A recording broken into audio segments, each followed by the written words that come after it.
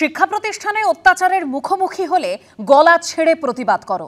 পড়ুয়াদের পরামর্শ তারাসুন্দরী বালিকা বিদ্যাভবনের প্রধান শিক্ষিকা মোনালিসা মাইতির। ঘণ্টাখানেক সঙ্গে সমান অনুষ্ঠানে শিক্ষিকার আফসোস, সরকারি স্কুলগুলিতে যা পাঠ্য বই দেওয়া হয় তা বেশিরভাগ ক্ষেত্রেই পাঠ্যযোগ্য নয়। কাদের জন্য এই অসহায়তা, কেন এই জঙ্গলরাজ? যদি মোনালিসাদের শিক্ষা প্রতিষ্ঠানের কোনো ছাত্রী এই কলেজে ভর্তি হতো তাহলে তো ঘটনাচক্রে যেদিকে যাচ্ছে ব্যাপারটা তাকেও এই একই জিনিস ফেস করতে হতো।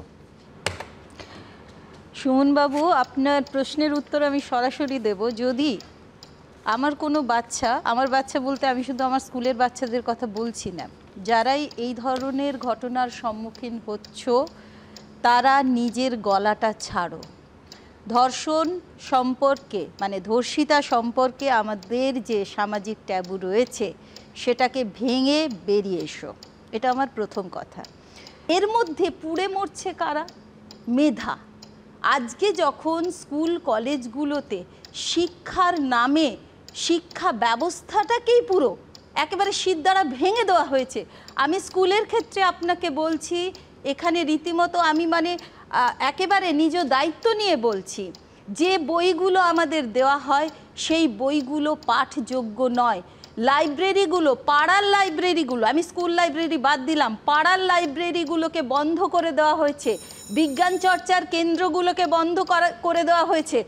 সরকারি স্কুল যার ওপরে বেশিরভাগ মধ্যবিত্ত, নিম্ন মধ্যবিত্ত সন্তানেরা নির্ভর করে থাকে, সেই স্কুলগুলো উঠে যাচ্ছে। পরিবর্তে বাড়ছে কি মদের দোকান, পরিবর্তে বাড়ছে কি এই সমস্ত।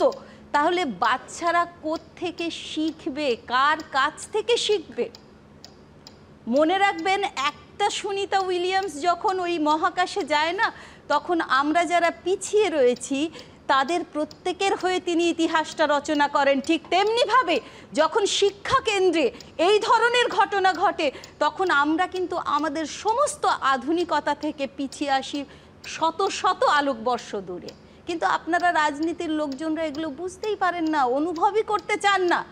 আপনারা তাকে দেখান, সে তাকে দেখান। নিজের দায়িত্ব কবে পালন করবেন আপনারা?